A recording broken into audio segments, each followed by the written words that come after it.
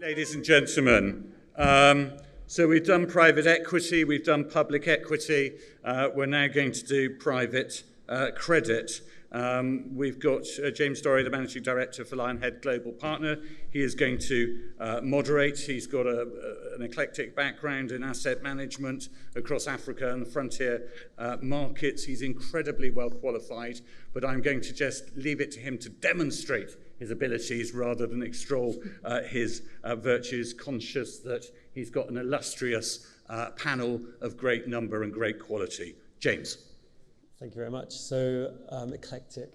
I'm not sure how that was intended, but thank you for letting me host this panel. I think one of the big areas of growth we see across our markets, and not just in Africa, in other regions as well, is in the application of private debt models, and we'll sort of kick off with putting out an understanding of what we're talking about when we talk about private debt, private credit. First of all, I just wanted to let the panel introduce themselves rather than let me introduce them on their behalf. I'll start. So James Dorey, Lions Head, as you've heard, Lions Head's an investment bank focusing on advisory and investment banking, capital raising activities in Africa and emerging markets, and also an asset manager. So we have 4 Africa-focused credit funds, which fit within one of the themes we'll be talking about during the panel. So I'll pass to Waleed to introduce himself. Thank you, James. My name is Waleed Sharif. I'm one of the founding partners at Blue Peak Private Capital, a newly established asset management firm focusing on private credit in Africa. Ebele. My name is Ebele Okeke, a managing partner of Altica Partners. We are also a credit-focused investment firm focused on sub-Saharan Africa. My name is Tanya Havman. I'm the co-founder and director of Club Mondial, and also a director of the Food Securities Fund, which is a fund that we advise, and both in our advisor business and the Food Securities Fund, we look at blended finance and ways to use the value chain to mobilize more finance for sustainable agriculture. Hi everyone, I'm Jo Fry. I head up intermediated credit at CDC, and we have 3 main areas looking to work with intermediaries to get more debt and lending into our markets. We do obviously investing in African private credit funds. Secondly, we also look at risk sharing with banks, particularly targeting smaller tickets and local currency. And our third area is structured credit, focusing on our themes. Thank you.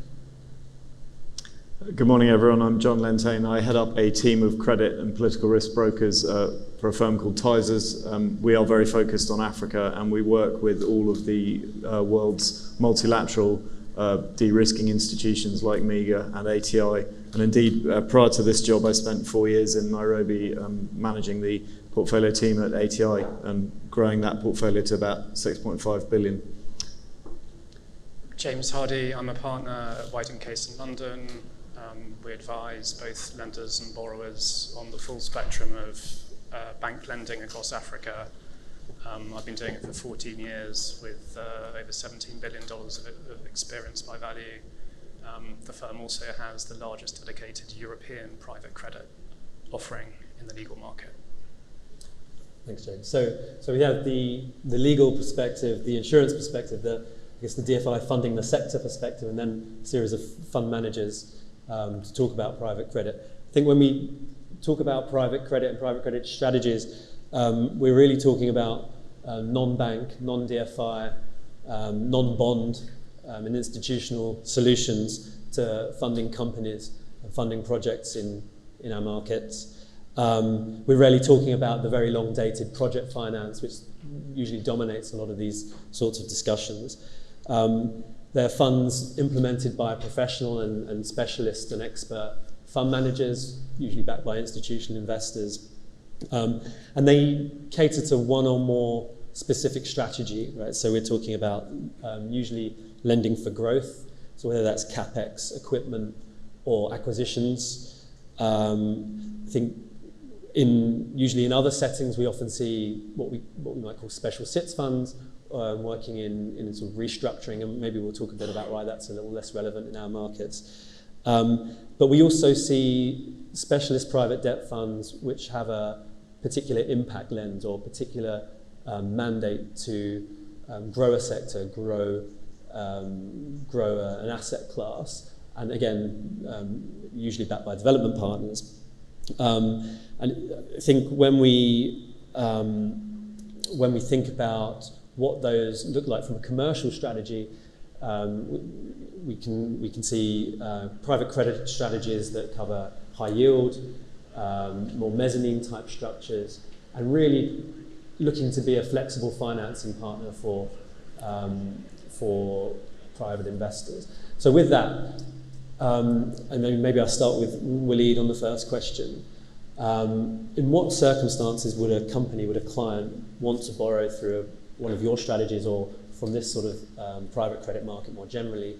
And what are they not getting from, say, a bank in the space? Okay, thank you, James. Before I answer your question, I want to put things in a little bit of perspective. We heard this morning Stephen Brisley from CDC saying that about $240 billion of financing needs a year go unmet in Africa. And a recent study, I think, by McKinsey said COVID added an additional $50 billion of financing needs for Africa. Obviously, this is a mix of government financing and some private sector financing, but we all know that 70 to 80% of the economies in Africa in general are SMEs. SMEs are the bedrock of the economies in Africa, and so SMEs suffer to get the adequate financing for the businesses they need. So you have, on one hand, you have the banks are available to provide financing in most of those countries, and you also have private equity on the other hand. But anything in between is missing. And each one has its peculiarities, but the most important thing, to answer your question, James, is the flexibility. And I think you touched upon that in your introduction. I always say, flexibility is really the value add that we bring to the table as fund managers. And by flexibility, we mean by understanding the business in detail, understanding the needs of the business, and providing the right solution for those needs, whether it's in terms of maturity. So if you go to a bank, you have a term loan. It's a really cookie-cutter approach. We do it this way. You need to provide this type of collateral. We give you 70% of the value of that collateral, or 80%. If you don't have collateral in the form of hard asset, tough luck for those businesses. So if you're a business that is an asset-light business, provides services, you don't have a lot of assets in your balance sheet to pledge to the bank. So you go with missing financing for the growth. So we come in and understand the businesses, provide the right financing solution, and help them grow. I think in addition to that, the value add part is extremely important compared to the banks. We get involved in the businesses we invest in, whether by putting in place the ESG standards or identifying areas where we can add value in terms of impact. How can these businesses provide positive impact to the communities they operate in? So flexibility and value add is really the solution for these businesses. Annabelle, are there any other particular target businesses or client groups that you target in terms of what you can offer in addition to the, so say, the banking market? Yeah, so we've seen, some of the companies that we look at, they clearly need what Waleed was saying, flexibility. So, for example, in the agri sector, where you have companies that have their revenue streams sort of cyclical periodically, and we can create structures where their interest payments or their capital repayments are structured according to their revenue streams. What we find is in many African countries, the African banks are either offering companies sort of trade finance / working capital, or they're offering them sort of a standard 5-year amortized loan. And in that middle part, they just can't offer what these companies need. So we, for example, we have a company right now in Rwanda which exports coffee to Europe. Believe it or not, the company actually has loans of 15% and 20% on their books. And that's not because the company is not profitable. That's just because in Rwanda, it's very hard for most of the Rwandan banks to give a large dollar loan to a Rwandan company. Whereas what we can come in and do is provide them with the capital they need, structure it to their revenue streams. We can also put in risk mitigants on currency. We can put in risk mitigants on say, the coffee price and things like that, which allow them to run their business more effectively. So I think the agri sector and, of course, the renewable energy sector, where you have a lot of developmental work that has to be done before an asset gets built. And we've seen a lot of renewable energy platforms coming to us and saying, look, we need $15 million, but we don't have an asset yet to pledge, right? But we also have some cash flow from previous projects that we've done, which we can pledge to you, but the banks don't want to give us that. So is there something that you can work out for us? And this is where private credit really stands out, and is able to also help the banks. So we actually work with a lot of the local banks to provide these structures, and in some cases we might be co-lenders with the local banks, or in a few circumstances we might be junior subordinated to one of the banks. Perfect. And rounding up the sort of three fund managers, Tanya.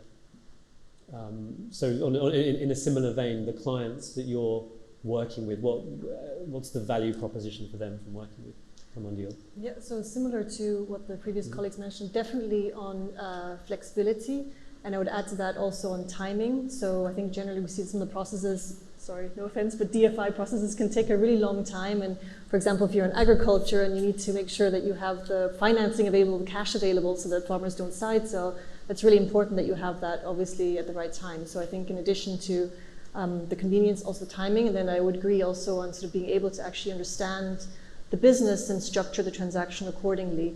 And for example, with the fund, the Food Securities Fund, we also take a value chain approach. So we also see many circumstances where there's, for example, a company that's been in business for over 20 years, selling to a listed company or selling to a AAA rated company.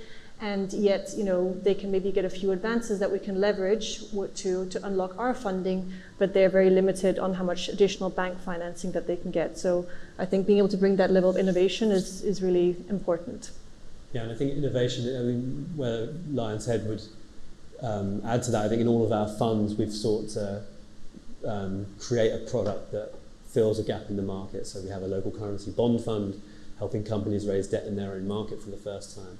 We have a fund operating in the solar home system space, which provides structured credit opportunities for an emerging technology space. Our facility for energy inclusion is very much focused on flexible finance for renewable energy projects, CNI, and good type projects. And now our fourth fund is really focused on the missing part of the energy transition, energy efficiency, green technology. So in all of those cases, it's really creating a very specific, refined strategy for that innovation.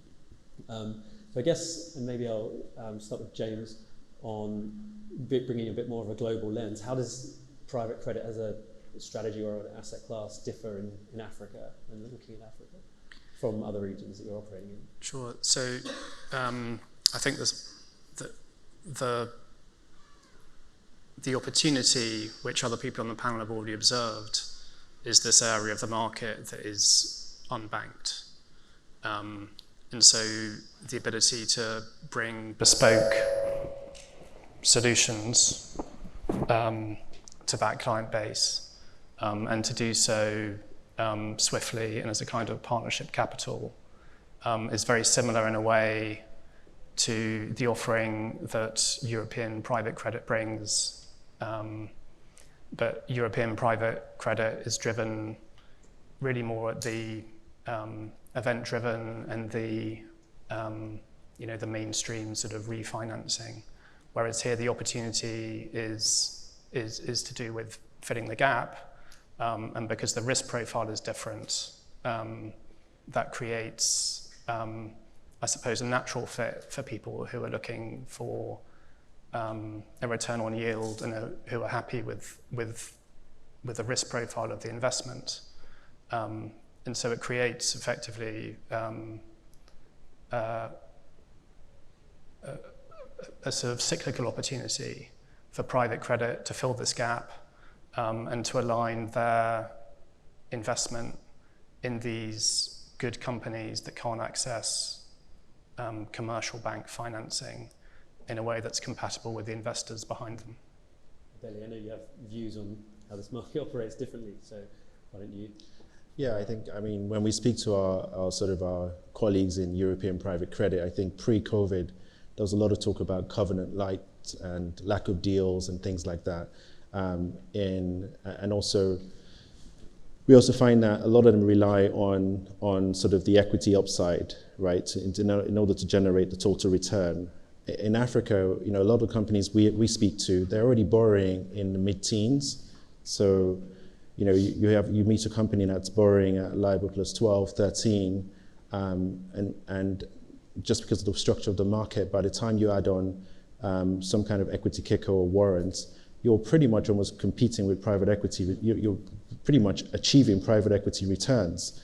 And the difference is in Africa, our returns are a lot more contractual. We can visualize, where our returns are going to be coming from. Whereas in Europe, where rates are low, and in the US rates are even lower, and in Africa there hasn't been any of this sort of furloughs and quantitative easing and so on. I mean, I don't know of any African government that's injected a lot of capital into the local corporate markets during this COVID period. So the markets are very structurally different. The deal flow is unbelievable, the amount of deals that we get to see. The challenge is being able to service all these different companies. And actually another unique thing is we're all aware of the last 10 years, there's been a lot of money into African private equity. Now, there are a lot of African private equity funds that have portfolio companies who can't get debt, who can't raise capital, right? So, you've put money into, an investor has invested into a Africa PE fund. The Africa PE fund is, invested into a company in Kenya, and that Kenyan company cannot get a loan. So what do? They have to come to a private credit firm. And in Europe, that's not the case, right? It's a very different situation. So in many cases, we in the private credit space in Africa, we don't compete with banks. We actually work with the banks. And we also know that a lot of DFIs inject capital into African banks, for African banks to lend onto SMEs. But of course, if you're an African bank and you've got local currency bonds trading at 12, 13%, what's the incentive to keep focusing on the SMEs? What we do, we can directly target the SME, put money in, and also draw in the actual local bank and bring them together to then make sure that we put money to that particular SME that the DFIs want to put money into. So we're actually helping the market in that perspective. Yes, I'll ask Tanya and then maybe ask Joe to comment as well around maybe specific impact strategies. How do they tend to be implemented through a private credit lens? Yeah, so I think it obviously depends. I think we see that we don't want to necessarily sacrifice returns for impact, but we do want to make sure that we're considering impact that have material effects on the return and the risk of a potential transaction. And so, we'd look at it sort of alongside when we do a credit assessment. We also look at a lot of the ESG and sort of, related assessments from that perspective. And because of our approach, which is very much a value chain approach, we also see that the businesses that have a commitment to be more transparent, are willing to improve year on year on these kind of practices, also have more opportunities to increase their sales to really high quality, diversified international customers. So that's kind of approach that we want to take. And we also see that this is useful for attracting additional types of funding. So for example, We did get a commitment from and a subscription from the Global Environment Facility, and we also have a guarantee from the US Development Finance Corporation, which obviously helps us to prove the case on our funds. So I think it also just depends a little bit on what you want to do with your impact and how you see it. Joe, maybe following that up and going straight into the next question on how CDC is growing the sector at large. Sure. So in terms of the impact investing, I think on the CDC side, we have a generalist kind of strategy at the moment. And so actually we're looking at the kind of direct impact of filling the gap, the capital gap that Walid and others have talked about, and then the indirect impact of building the market and hoping to bring commercial investors into the space and really build out the market in a way that has happened in Europe and the US. I think just going back to the specific impact strategies, from a CDC perspective, we're looking at supporting kind of direct impact strategies through risk sharing with banks, particularly because they have access to local currency, and that it'd be good if they can do more lending in those impact spaces. But we do recognise that in some situations the banks don't want to or don't have appetite to lend in certain sectors, and so there we see a real role for impact-specific credit funds, be that education lending, healthcare lending, SME lending, MFI lending, and we have a number of those in our portfolio. And from going on to the second part, from a CDC perspective, what we're looking at in the private credit fund space is very much building on as I was saying, the kind of generalist strategy. There's a gap in the market. I think there's very credible returns to be made for investors in the space, and so we're looking at helping to mobilize those investors, bring them in as a diversification from their existing portfolio through their knowledge of private credit funds and other markets, and really the risk return. So I think there's a lot that can be done in the private credit fund space. Yeah. And Walid, as an institution that's raised money from CDC, how do you see, whether it's CDC or other DFIs in the sector, growing the private credit offering in the market? I think if you compare private credit to emerging market in general versus the more developed market, it's a relatively new industry. It's a nascent industry, and I think we believe that there are huge potential given the financing needs. It's just a start. I think a lot of fund managers are looking into these strategies, and we've been doing this for the last 15 years in different setups, but the last 2 years with Blue Peak. And as Ebele said, the pipeline is huge. I mean, the amount of opportunities we look at and we see tremendous. Yeah. So, John, you'll finally get your shot. So, from an insurance perspective, I guess when I instinctively think of the private credit space, I think about what fund managers or what risks they're particularly well placed or interested to take on. I mean, given your perspective, what are the insurable risks, or where do you see your markets, the insurance partners that you work with through Tysers, how do you see them interacting with the private credit space? I mean, insurance is obviously a major way that capital flowing into Africa is de-risked, and I think there's probably around 100 billion of insured risks in Africa at any one time. It's hard to know the exact numbers, but you've got the multilateral institutions like ATI, like MEGA. You've got national ECAs, obviously, providing insurance guarantees, and you've got the private insurance actors. There's about 50 of them who operate and will take risk in Africa. Interestingly, and I think it goes to the point Ebele was making earlier, that a lot of the focus is on the kind of big ticket stuff, so often sovereign underpinned or large big ticket project finance, etc. And I think there is a gap in the SME space. There are, of course, dedicated insurance institutions in Africa, like the Africa Guarantee Fund, that is focused on SME space. But interestingly, a lot of what they tend to do is done the route of supporting bank lending. So it's a definite challenge, and there's a definite risk gap in the market there, I think. Not to say that some insurers won't think about these things, but I think the truth is, and if you ask those who manage the funds, if they've tried to get insurers interested, it's not easy. Yeah. And Tanya, yours isn't an insurance product, but obviously you've got credit enhancement within the structure of the fund that you operate. Again, what risks do you see as the key risks from your LP's perspective, or from your investors' perspective, as the ones you're trying to mitigate? Yeah, so obviously there's risk on a specific transaction basis and then sort of on an overall portfolio basis. We've not used any sort of formal sort of market-based insurance products at the moment. Obviously, when we do due diligence, we make sure to check that they are insured for things like export and what goods they might have in a warehouse for that part of the business.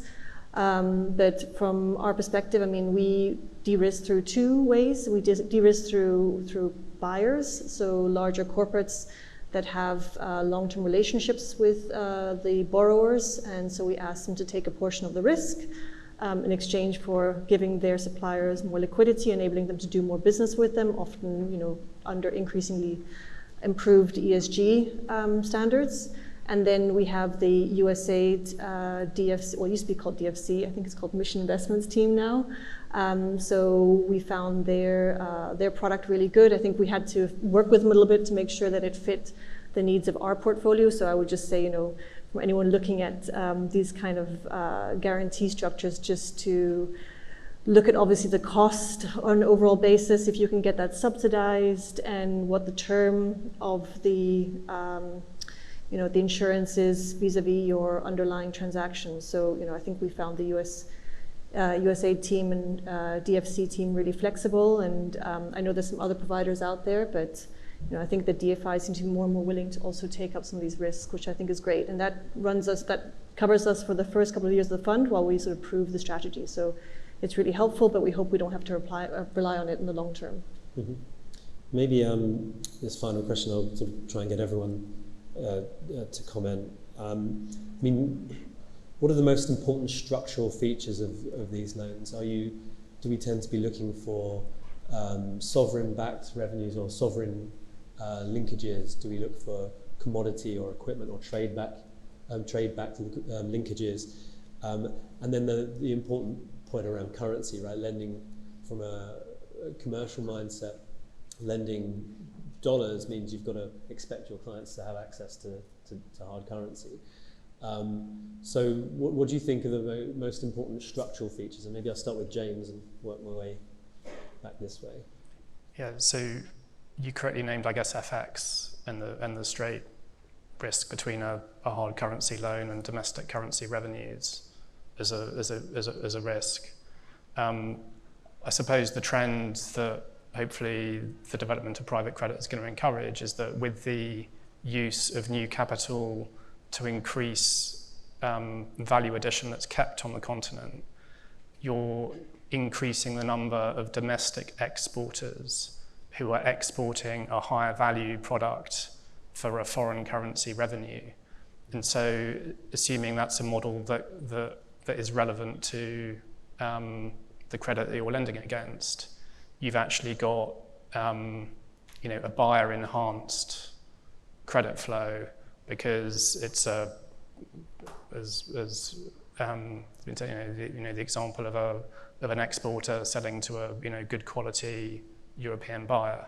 And if you have that, then maybe you don't need so much some of the traditional backstops that to do with debt service reserve accounts and the like, that increase the cash burden on your borrower.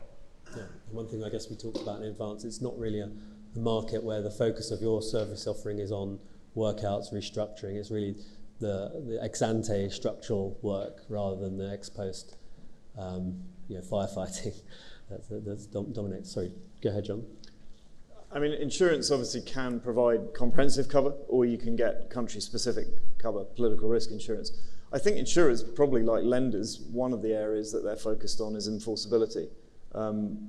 We all know that a lot of these deals are structured so that the enforceability is done offshore. And I think one of the great challenges is how to make it better improve the environment for lending in country so that lenders can actually hope to enforce onshore. And that, again, it's a real challenge, but I think it's something that needs to be considered. Mm-hmm. Joe? So I'd probably go back to the currency point, and obviously we're a US dollar investor, and so very much in terms of the generalist strategy, looking at people lending dollars and lending appropriately to companies that have a natural hedge or dollar income, I think that more naturally sits kind of in the smaller mid-size, not the really small micro kind of lending. So that's very much how we've looked at the currency within that. I think there is, it's great. It's also, we can't invest in it, but the local currency funds, I think and there's a number of quite specialist ones, or, where you see in Nigeria pension funds looking to invest and lend in infrastructure debt in Naira. I think there's a lot of potential to kind of match those two, match the currencies with local investors. Obviously, that's easier in the bigger markets than the smaller ones, but a lot that can be done there. Perfect. Tanya? I won't mention currency again, but I definitely agree with it. Definitely, in some places it's obviously easier, like in the CFA region, we can do more there than in some of the other smaller currencies. So maybe I'll just add another thing, which is I think what we're seeing as a challenge is, and we've actually successfully pushed through some of our transactions, is actually formalization of some of the contracts that are between the larger corporate buyers and off-takers and the SMEs. Sometimes there'll have been, decades of working relationships, and there's a commitment to continue sourcing, and but that's not really put on paper anywhere. So because of the kind of engagement that we do, we've also actually seen that that's led to corporates committing certain volumes and premium payments, which we also think helps to drive impact. Ellie? So I think on the insurance side, as John was saying, in the global insurance market or risk mitigation market, there's this feeling that the credit quality of the sovereign is a reflection of the credit quality of the companies underneath the sovereign. So you find that, so for example, when Zambia had a lot of issues with its bond, nobody wanted to insure risk in Zambia. But we had a whole bunch of really good Zambian companies that were exporting. We had one that was exporting blueberries to Tesco in the UK and getting paid in pound sterling. So, and it had no reflection on what the sovereign was doing. So I think, the market needs to sort of look at Africa differently and realize that what's going on the sovereign level is actually often very much disconnected to what's going on the corporate level. And then on the currency risk side, a lot of non-African investors complain about the opaqueness of African currencies. The reality is many African currencies are quite predictable. It's very difficult to know what sterling, during Brexit, it's very difficult to understand what sterling was going to do on a daily basis. But it's quite easy to see what the Naira is going to do, right? Because it's linked, like Nigeria is very linked to the oil price. So if you monitor the oil price and you monitor how much oil Nigeria is producing every day, and you look at the reserves of the country, you get to understand that the currency at some point is going to depreciate. So you need to think about some risk mitigation measures to put in to do that. So currency keeps us awake at night, but in many ways, there are ways to structure against it. As one thing, Joe talked about, focusing on businesses that can generate foreign currency, but there are also other tools that you can utilize to mitigate currency risk. You just quite nicely summarised two of my annual arguments with Moody's when they rate our bond fund around the disparity between views on country risk as it relates to sovereign risk, sovereign international currency risk versus domestic onshore national rating scales. Like often there's a big gap between this idea of a sovereign ceiling is often a weak distinction when it comes to local market credit.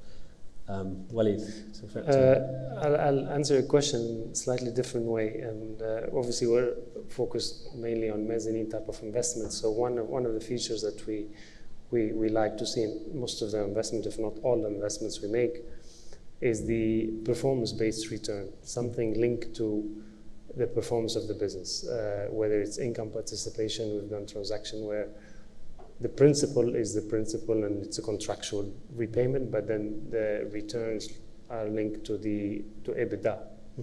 So there's a clear alignment of interest with the company, and you're also very interested in the success of the business, mm-hmm. and realizing that business plan that you diligenced during when you made the investment. And in a way, it takes into account also or mitigates some of the risks that the borrower or the investee company thinks of in terms of FX. How am I going to service 10% or 15% on the investment, where EBITDA can fluctuate from one year to another because of currency or other factors. So we like to see that. And I think more and more companies start to think about it as a solution to both worlds in terms of long-term partner. You're bringing the value add and you're participating in the up and downs, but at the same time you're not diluting the owners and these family-owned businesses that don't necessarily want to sell equity. Yeah. I guess one interesting thing I'm taking from all of these answers is that it's much more embedded within the specifics and the mechanics and the performance of the actual underlying business. It's not thematic from, well, I will only finance equipment, I will only finance commodities, right? So again, it goes back to the original point on flexibility. So now, despite the initial doubts among the panel, we've actually finished almost bang on time. And I don't know, I mean, I think the lunch is scheduled now and people are probably anxious to get out, but are there any questions that we can answer before we do that? Go ahead, is that Joseph?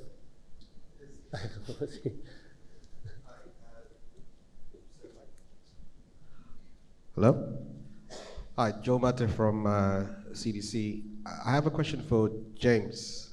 I wonder, given your experience, whether you think we can draw any parallels between where Africa is right now as we look to develop private credit and where Europe was post the GFC, and whether there are any learnings that we can pick up and apply. I think you're right to position the beginning of this extraordinary increase in the European private credit model with the GFC. But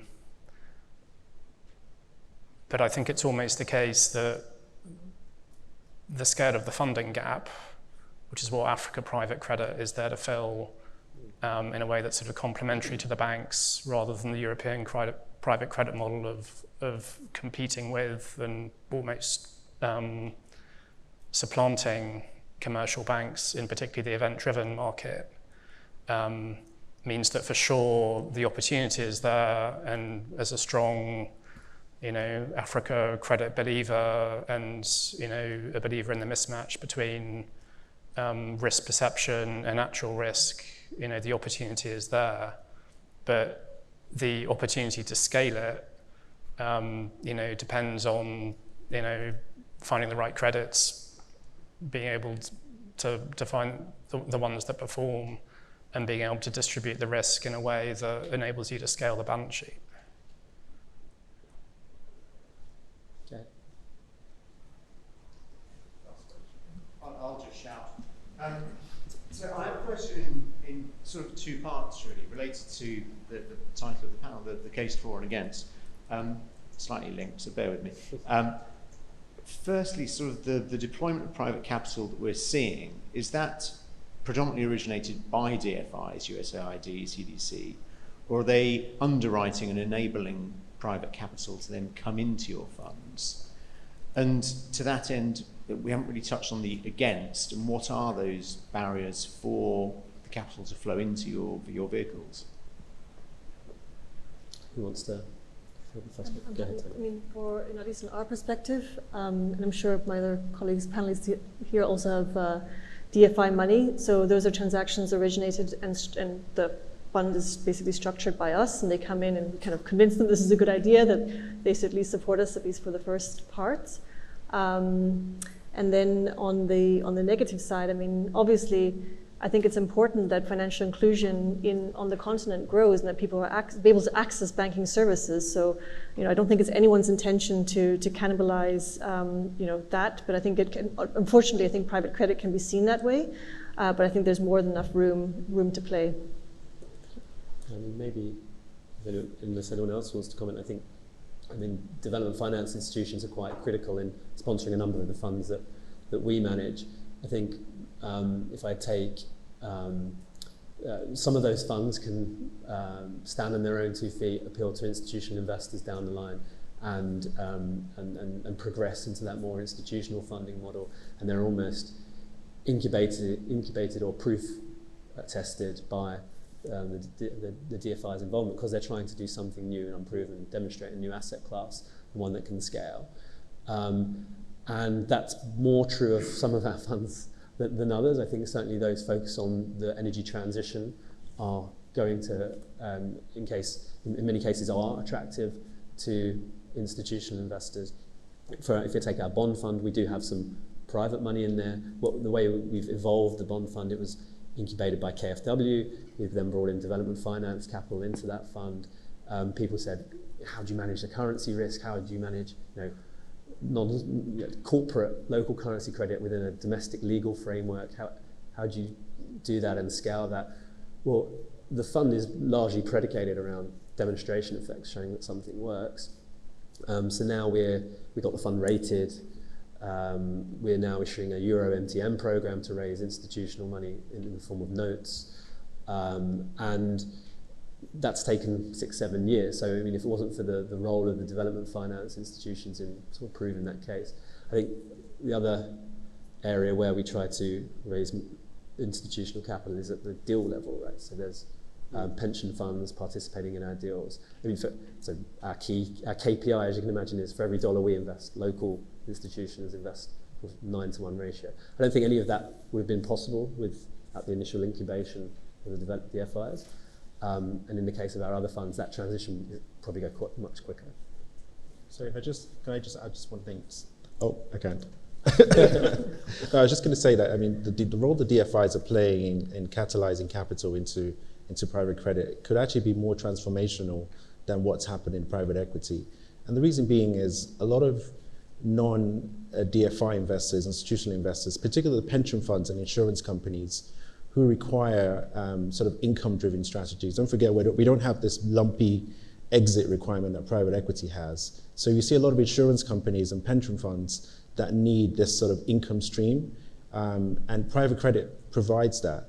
And DFIs are creating this environment where we're introducing this asset class to the large global insurance companies and pension funds, and we're starting to see them moving towards the African market, which many of them stayed away from the African private equity space.